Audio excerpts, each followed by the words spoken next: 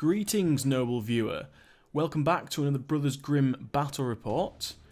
And today, the mission that we will be playing is Master the Terminals. And in this mission, you have something called fluctuating power, which means that in the corresponding turning points, that objective will be inactive and you will be unable to score points from it. So in turning point 1, objective marker number 1 will be flipped over, and that means you cannot activate it for VP. That brings us on to the main action of this mission, which is divert power for 1 AP, where you must be within triangle of the objective marker to perform it, and when you do perform it on an objective marker that is not offline, you will score 1 VP. And that's the mission for today. Let's head on and meet the two teams that will be battling it out. For my kill team, I'm going with the Hive Fleet, or the Tyranids. The kill team that I've chosen to run is the 5 Gene Stealers, 3 Warriors. One of my Warriors being my leader. My 5 Gene Stealers will all have Rending Claws. I have a Warrior Weapons Beast. My Warrior Leader will be having a Devourer and 2 Bone Swords. My Heavy Gunner Warrior will be using a Barbed Strangler. And my Weapons Beast will be using 2 Bone Swords and a Lash Whip to try and get in there and start slashing some AdMech up, but we will see how that goes. As far as equipment is concerned, I just made it really easy for myself.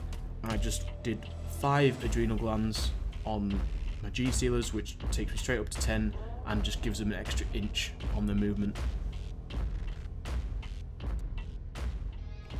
In today's battle report, I'm going to be playing as the AdMech, the Hunter Clade. So here's a quick rundown of my team and the equipment that I've chosen and their weapons. My leader is an Infiltrator Princeps, and he's got a Stub Carbine and a power weapon. I have an Infiltrator Tracker with a Taser Goad and a Fléchette Blaster. He has a Servo Skull for 2 equipment points. I have a Ruststalker Assassin, and he's got the Cord Claw and Transonic Razor. He also has the Optimized Gate for 1 equipment point. I have a regular Infiltrator with a Fléchette Blaster and a power weapon. I have a Vanguard Shock Trooper, and he has enriched rounds for 1 equipment point. I have a Ranger Gunner who has the Arquebus. I have another Ranger Gunner who has the Arc Rifle. I have a Vanguard Gunner who has the Plasma Caliber. He also has the Vid Feed for 1 equipment point. I have a Vanguard Dictat who has the Data Tether, and he has the Command Uplink equipment for 4 equipment points.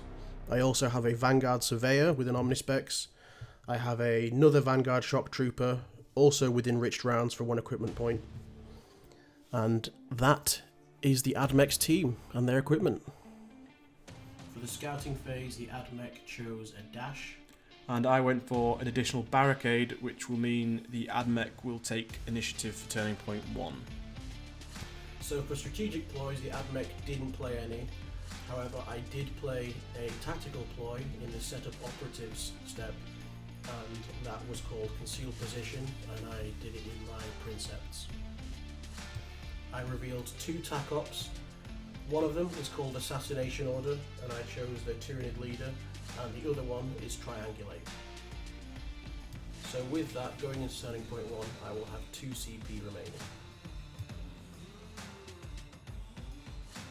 For my Tyranids in the strategic phase, I chose to play the ploy named Stalk, which allows me to do a free normal move, which I performed with my Weapons Beast to try and get closer into the combat.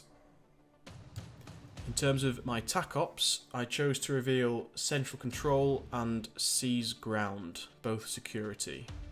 So after that, that will leave me with 2 CP for turning point 1. For my first activation, my Infiltrator Princeps will do a move and a dash and capture the point for free thanks to his data prehensiles.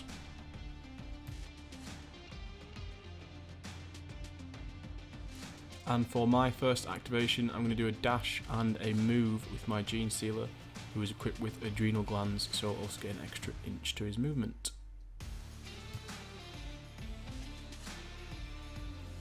My infiltrator does a move and a dash and gets behind this heavy cover.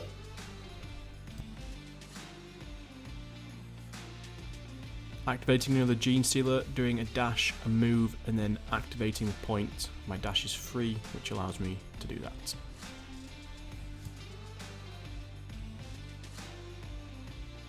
I activate my gunner, he uses triangulate for the tack up, and then I do a normal move up to the barricade.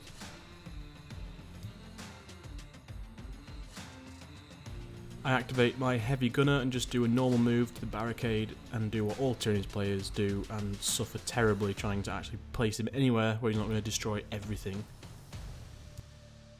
Next I activate my Vanguard Shock Trooper and do a move and a dash behind this heavy cover. Moving another Gene Stealer, do another move and a dash, big surprise there.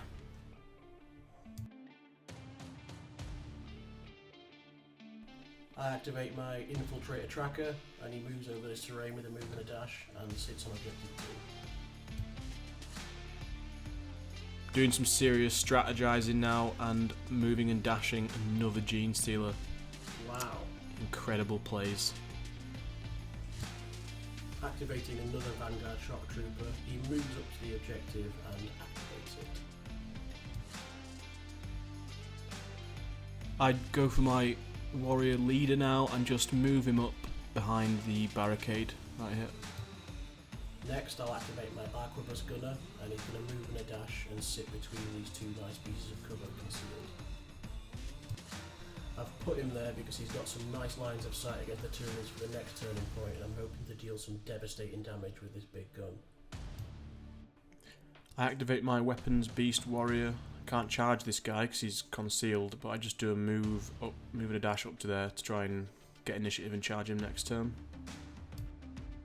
I activate my Ruststalker Assassin and he moves up next to this gunner and sits in the cover. I activate another Gene Stealer, just doing another move and a dash.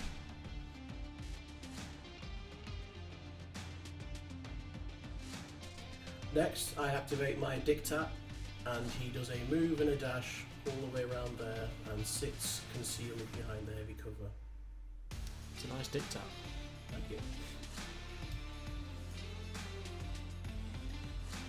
Now it's just the rest of the AdMech's move, so I activate my guy with the Omnispecs and he does a move and a dash up to this barricade.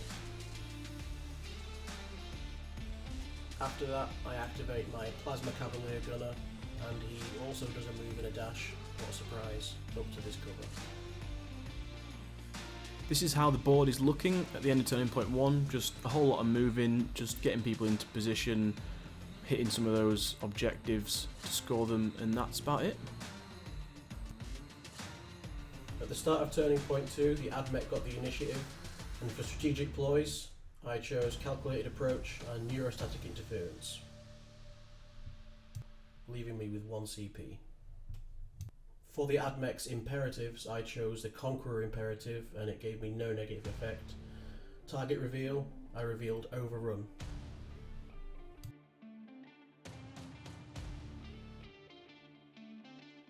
And I'm currently at 2 VP, both scored from primary.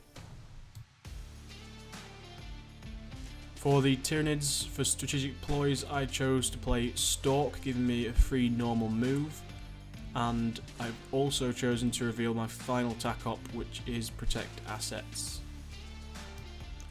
That will leave me with 2 CP remaining, and I'm currently sitting at 1 VP, which has only been scored just from primary objectives and none from tack-ups.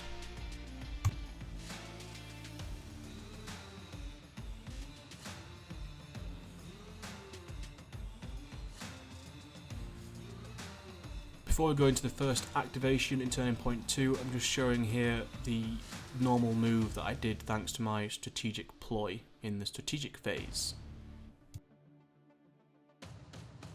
I activate my Princeps and he captures that point for free thanks to data prehensile. I then do a normal move forward and he shoots the warrior. I roll 3 hits and a crit, one of the dice fell out. He rolls to save and saves 1, which means I do 10 wounds to him, leaving him with 8 wounds. Which is definitely not what you want to be happening to your warrior in turning point 2, sorry, activation 1. Terribly bad. For my activation, I choose my Gene Stealer. He does his free dash, activates the objective, and then does a normal move up towards the Hunter Clade warrior. I activate my Skitari Gunner with a Plasma Cavalier, and I dash him forward and then shoot this Gene Stealer, which is 4 attacks, 3+, AP1, which doesn't count because he's got an invulnerable save, and I get a crit and 3 hits. And look at those saves. And I roll 3 ones, which is quite frankly typical, and I'm extremely frustrated. I charge with my Weapons Beast Warrior, hitting with the dual bone swords, which will be 5 attacks. I get an awful roll. He will clap back with only 3 dice because his attack is reduced by 1 due to the Lash Whip. He actually misses one of them, but due to his imperative, which is Conqueror, he gets to do a re-roll for free in combat. He will re-roll that and it'll go into a hit. And when we resolve this fight, I will choose to hit him first with my first attack. He will choose to parry my remaining attack and then hit 2 more into me. Which means the warrior will take 8 wounds and the Admech will take 4. Activate my Skitari Vanguard, and he's going to move closer to the Gene Stealer to negate his ability, and then he's going to shoot him with the Radium Carbine, which is 4 attacks, hitting on 3s, and it's going to be 3-4 thanks to the enriched rounds. I get a crit and 2 normals, and the Rending ability leaves me with 2 crits and a normal. He rolls to save and doesn't make any of them, it looks like, so the Gene Stealer dies. I'm going to activate my Gene Stealer now. He's going to try and finish off this Skitari. He's going to do a charge over there. I'm going to roll terribly again, which might not necessarily have been so bad if it wasn't for the strategic ploy that prevents me from using the Relentless ability and re-rolling any misses. I could have actually got some more hits there. He will then roll 3 dice, again because of the Lash Whip, reducing one of these attack dice by 1. He gets 1 hit, and unfortunately he gets to re-roll 1 thanks to the Conqueror imperative. He turns that becomes a normal hit, so he's got 2 normal hits. I choose to hit him, dealing 4 wounds, and then he really has no other option than to just hit me back and do some damage because I will kill him. There's no point in him parrying. So that ends up with the Gene Stealer with 5 wounds remaining and the dead Skitari. I'm going to activate my Skitari Vanguard, and he's going to move up to this wall so we can see through a little window and shoot the Gene Stealer. So I end up with 2 hits, and Owen rolls to save it, and he actually gets some good rolls for a change, which is incredibly rare. And he looks very happy about it too. And that is a save genie. I'm going to activate my leader, and I will spend a CP on Will of the Hive Mind so he can give himself an extra APL. So for his first activation, he's going to shoot his Devourer at the Plasma guy, right there. He will get 4 hits, and the Plasma will retain 1 for cover. He will roll the other 2, which he will succeed in making, meaning he gets 3 saves there in total. So he will only take 1 attack dice from the Devourer, meaning he will take 3 wounds from the shooting attack. I will then charge and fight his leader, giving me 4 attacks with my bone swords. I missed 2 of them on a 2+, which is very disappointing in this case, and he gets, quite frankly, an astounding roll, which is essentially makes this a free attack for him to do damage to me. The only thing I have left to do is just to try and survive with as many wounds as possible, so I just parry and parry, and he claps back at me with 2 crits, and I take a total of 12 damage, and he takes none. Sweet! I activate my Infiltrator and charge the Tyrannid leader. 4 attacks, I miss 2, and I get 2 crits, so I re-roll 1 because of the imperative, and it goes to a normal. He rolls to hit me and gets 3 crits and a hit. I parry his initial crit, he parries my second crit, I hit him, and then he hits me. Which means my infiltrator takes 6 wounds and the warrior takes 3. I then activate a Gene Stealer and I will charge this little Hunter Clade guy. I get another excellent roll. I was looking for 4+ because of the extremely annoying rad-soaked ability on these guys. And I can't re-roll Relentless because of the strategic ploy. I can change that normal to a crit. He then rolls his dice looking for 4+. He will get a crit and a normal, and 1 miss. The crit actually falls out the dice tray, but it was there. He then re-rolls the crit, thanks to the imperative, and gets a normal hit, so he has 2 normals and a crit. After that combat, he will deal 4 damage to my Gene Stealer, and I will deal 5 damage back to him. I activate my Skitari gunner with the arc rifle and shoot at the warrior through the window again. I have 4 attacks, 3+, it was 4/5 with AP1, so he only gets to roll 2 saves. I get 3 hits and he rolls for 1 save, which means I do 8 damage. I then choose my Gene Stealer here. He will activate that point and then he just charges up ahead into this group of Admech, and there's just this absolute maul going on here between the Admech and the Tyranids.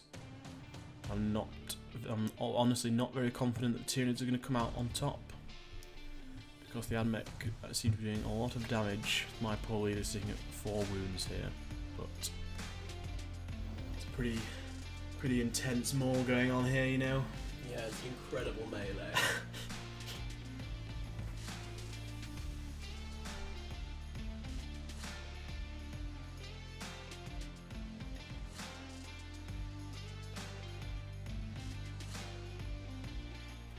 I activate my Skitari Surveyor and I just do a move up to this heavy terrain and keep him near the objective.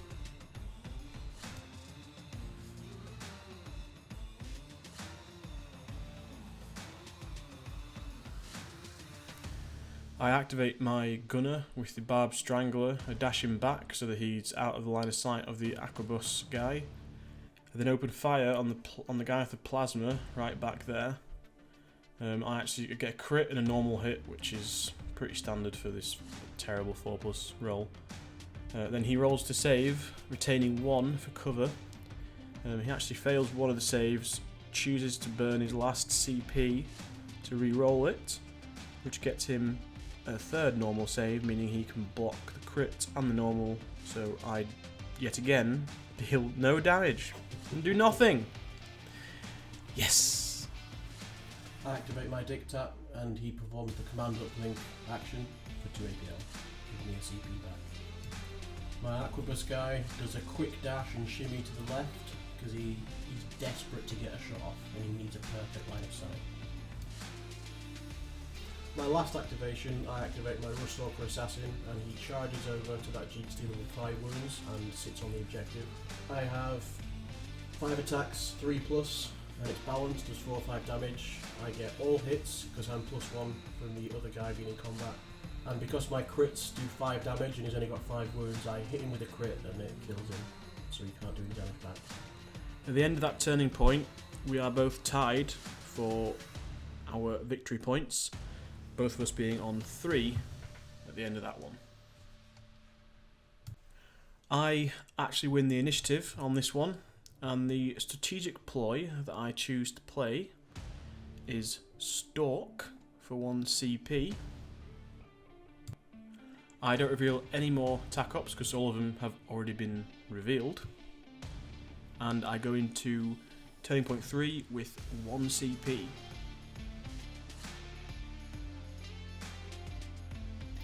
For the Admech strategic ploy, I played Neurostatic Interference again, and for my imperative, I chose the Protector Imperative, which means if I get 2 fails, I can re-roll one of my attack dice. I didn't reveal any tac ops, and going into turning point 3, I also have 1 CP.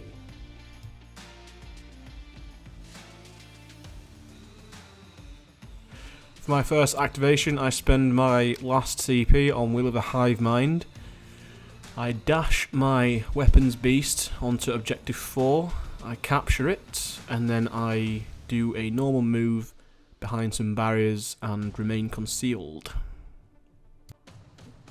I activate my Ruststalker Assassin and change his order to conceal, and then capture objective 1. And that's it. I charge with my heavy gunner onto the leader with my 2 bone swords. I get 2 crits and 2 regular hits. The Admech leader will hit back and he will get 1 crit and 2 normal hits. And when we resolve this fight action, I will start by hitting him with one of my crits. He will then parry my crit. I will then parry one of his normals, and he will parry my final normal, meaning that in the end result will be me dealing a total of 6 damage to him, leaving him with 5 wounds, and I will take no wounds. I activate my Skitari with the Omnispecs, dash him a tiny bit forward, and activate objective marker 2.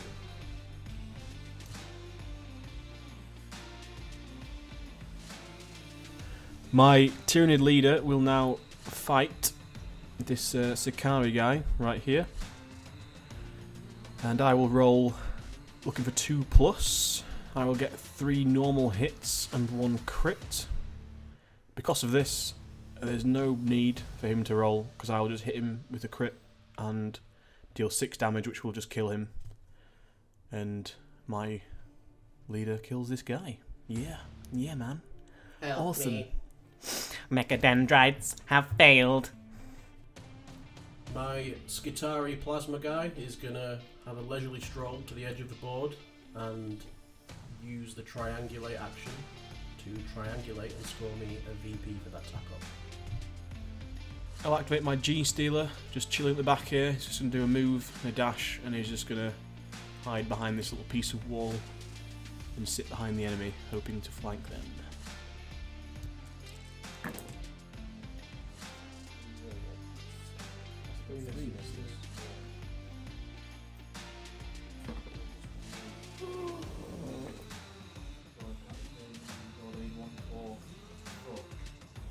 Oh, hang on, it's rending.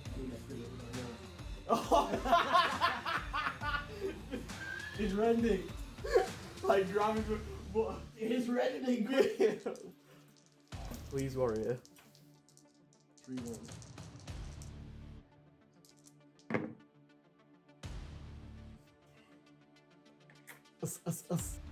I'll activate my Gene Stealer right here next. He's just going to fight this little Vanguard guy with only 2 wounds left, and I get a hit is all I need to kill him because he's got 2 wounds. I will then, for my final APL on the Gene Stealer, I will charge the operator that is on the objective right here, just to get on there and sort of contest it for the next turning point, maybe even kill him, who knows. Next, I activate my Dictat and give him a +1 APL. He does a move and shoots the warrior with 2 wounds left. I get 3 crits and a hit, which means he can't save it because he only has 3 saves, so the warrior is dead. And then he dashes back to the boxes. I activate my Princeps, and he decides to fall back into that bit of terrain to clear the line for his comrade to get a clear line of sight on those 2 warriors. Thanks to the Princeps moving out the way, the Arquebus Gunner can fire a few shots into the leader with devastating damage.